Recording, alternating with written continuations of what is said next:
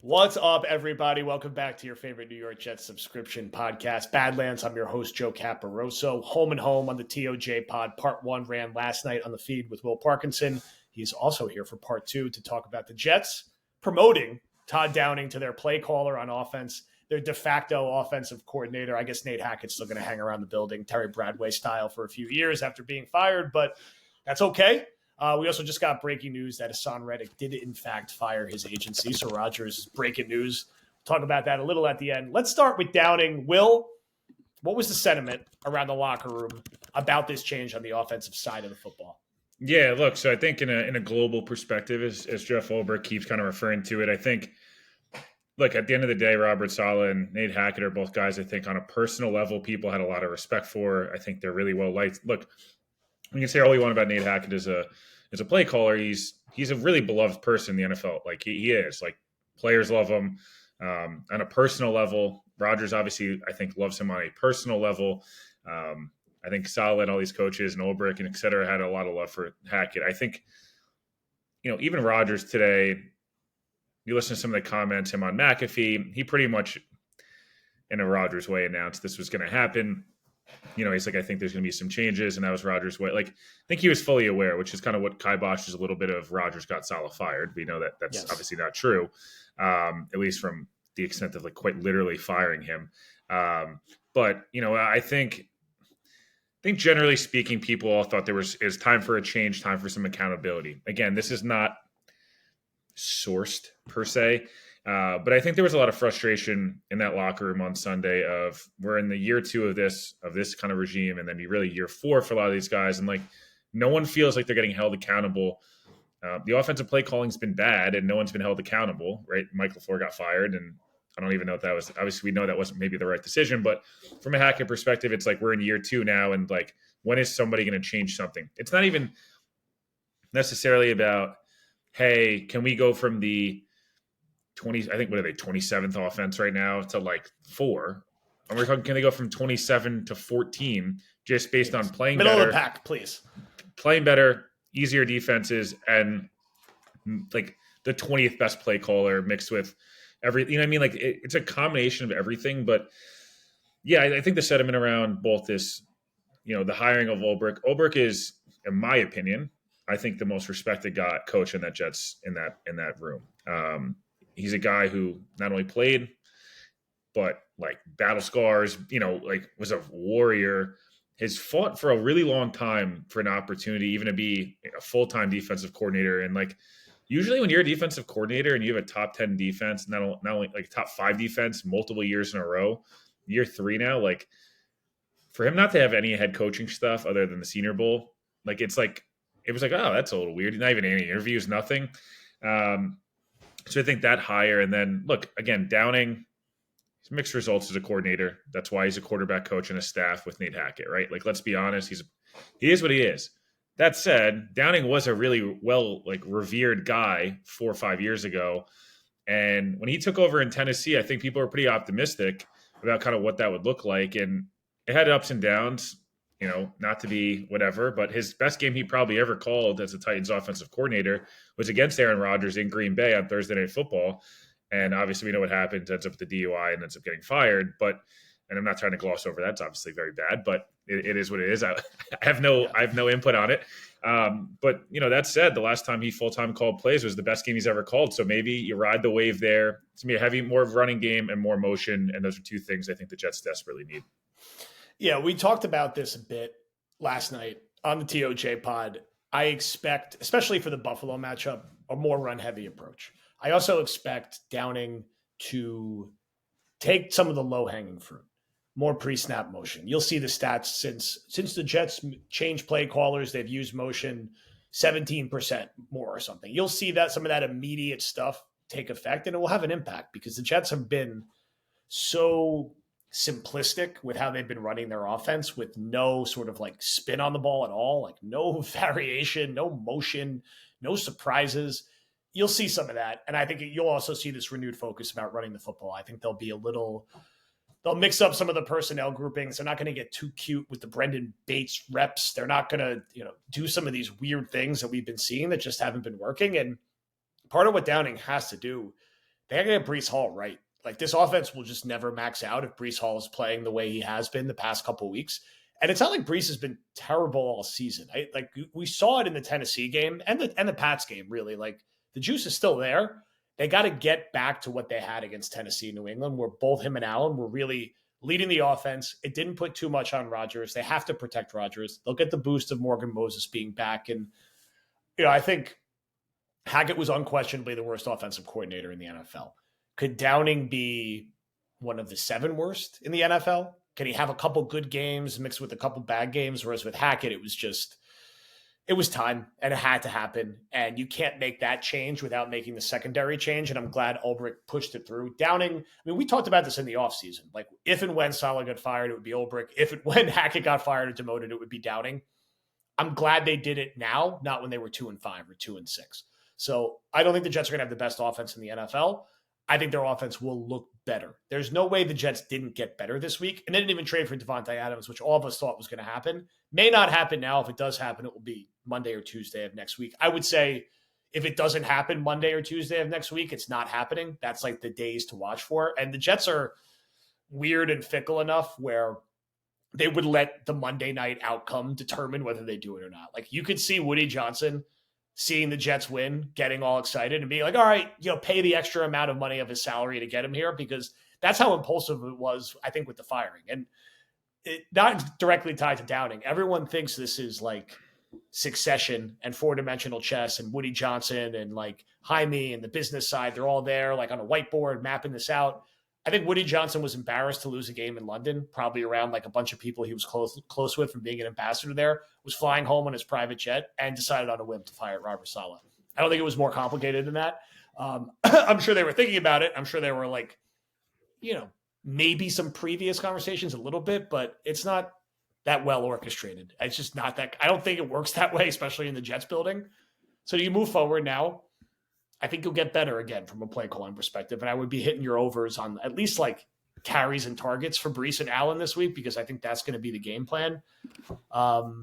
Any other like nuggets or thoughts from like the locker room? It's been a crazy week, right? It's only Thursday we're recording this. And just, do you think this will change, for the lack of a better word, like the vibe and the energy around the team going into Monday night? We're both going to be there. We're expecting a big crowd. There should be a big crowd. It's a game for first place. You just changed the head coach. It should be quite an environment. The Mets game's before this game, so we could, you could kind of merge the both. We'll watch the one in the parking lot. But what are you expecting energy-wise from the fans, the environment, and the players on Monday? I'm more just laughing because it was like phrased as like they've parted ways, and now it's phrased as they basically fired Reddick because they wanted a deal done, and Reddick was dug in.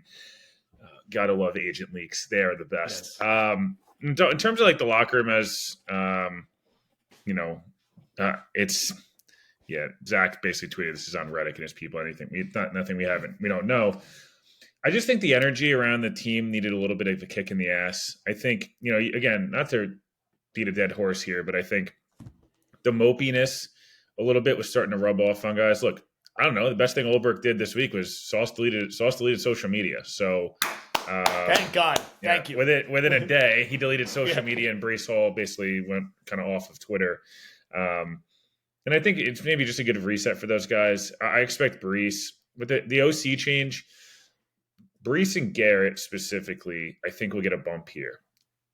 I feel like, in my opinion, they were getting pretty tired of kind of the Hackett shtick. And again, I don't know how it's not, the offense is not going to change into, innovative like LaFleur mixed with McVay, mixed with Shanahan, mixed with like, it's not going to do that. But I do think getting a bump there, it felt like the biggest issue under Hackett, you guys covered this, but it's game flow and it's scripts and all that stuff. Downing sucks at scripting, like he does. Like, I'm just warning you guys now, he's not good at it. But the flow of the game and other things like that, he is much better than Hackett at. So if you can balance out there, Rodgers can help with scripting. There's other guys.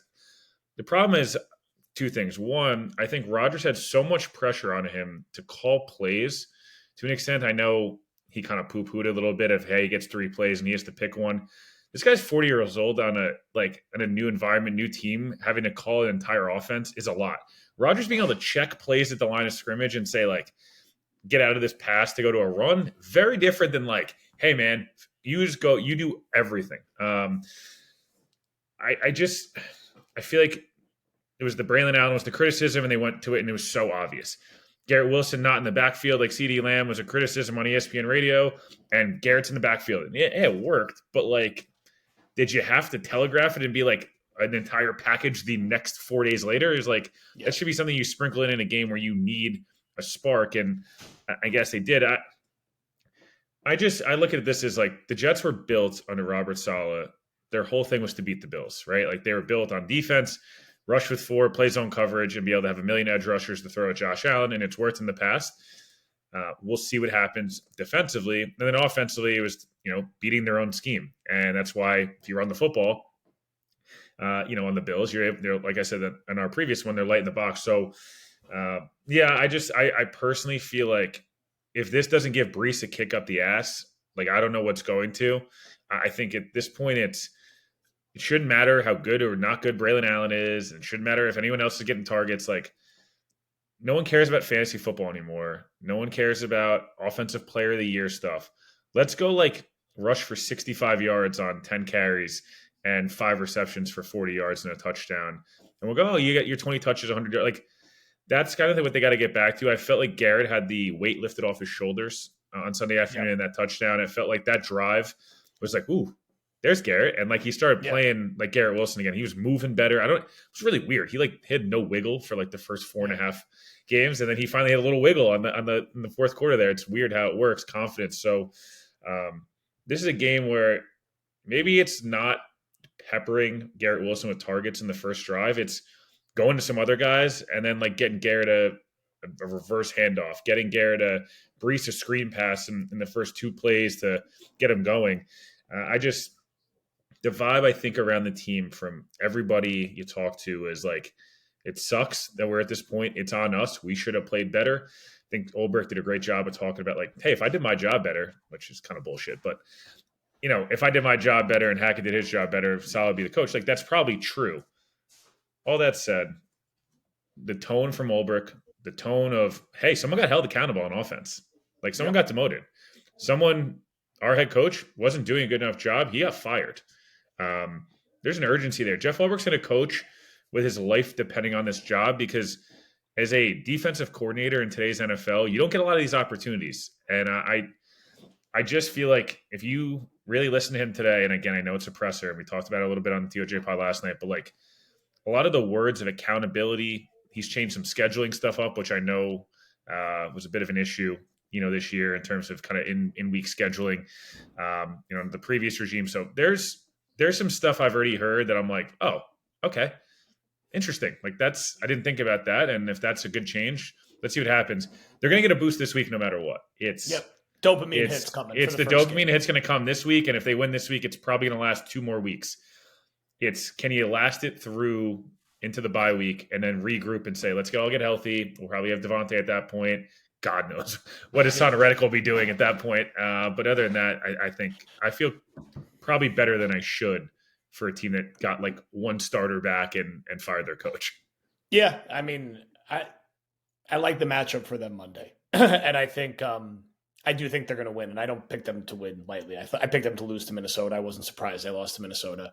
I picked them to lose to the Niners. I wasn't surprised they lost to the Niners. The only one I've really flubbed this year was the Broncos game, which, God damn it, Greg Zuerlein and everyone else. But I just like this matchup at this time. And I think the extra dopamine hit of the changes will help, along with Moses being back. And to the Garrett point, he's had like some thoughtful quotes about how other teams run different things and use their receivers in different ways. And he's like, we kind of just do our thing. And like, if you look at the route tree Garrett's been running, he runs like hitch routes and slant routes. And that's it. He runs like the slot slant route, runs a quick hitch. Sometimes they let him run the little waggle route where he gets 1 yard every time. Like he doesn't have like a deep route tree. Just to piggyback on that before, that's what the role Devontae is going to play in this offense. He's going to take Garrett Wilson's role, and then Garrett can be the guy that can stretch the field a little bit more, use the 4-3 speed. Maybe he runs some more stuff in the slot. But like that's that fit where like people, how is he going to fit? Garrett's been running 5 to 15-yard routes all year. Devontae can get open against man coverage, and then you can use Garrett and Michael Williams to stretch the field. Conklin's your 0 to 8 yard guy. Devontae's your 8 to 18. Garrett's your 8 to 30. Mike Williams your 8 to 30, and Lazard's just kind of hanging out, juggling a soccer ball once in a while, blocking as he should be their second tight end at points. Yes, like at this point, Sorry, I've been thinking that all week of this. How's it going to fit? I don't know, man. He's the best dude against man coverage in the NFL. I think he'll be okay. Yeah, they'll figure it out. And they have to use Garrett down the field more, man. You're just like, you're not, this drives us both crazy because we're receivers, D3 receivers, but receivers. Yeah. They're not maxing out his talent because like his route tree is so short and limited. When's the last time he ran like a post corner or like the post corner post down the middle of the field that you see Jefferson run for a 90-yard touchdown? When does he ever get, when do you just have a normal deep post? He never gets that opportunity. They have to, and he's made some of his bigger plays just on like pure 9 routes this year. He had the one against Denver. I don't care if he was out of bounds. It was a great catch. You got to get him going in that role. Set it up with some of the short stuff and go back to the double move. Let him run the slant and go route and hit one over the top, and hopefully Rodgers hits him this time. And they keep it moving from there. So we're optimistic. We're recording this Thursday night. We're going to have this is on the feed Friday. Bump to Trend will be on the feed later in the day. TOJ Talk Saturday with Will again. Sunday, we'll have the 12-pack with all the picks. Monday, other guys before the game. And then you'll see footage of Will and I in the parking lot. We'll share where we're hanging out once we get to game day. But I'll be there with Will, Paul, a few other people all day, all night. Looking forward to it. It'll be fun to see everybody. And we'll be decked out in the Badlands gear. Maybe walking around with a duffel bag of it, trying to sell it. Don't tell anybody. I'm just joking. Thank you, everyone, for listening. We will talk to you soon.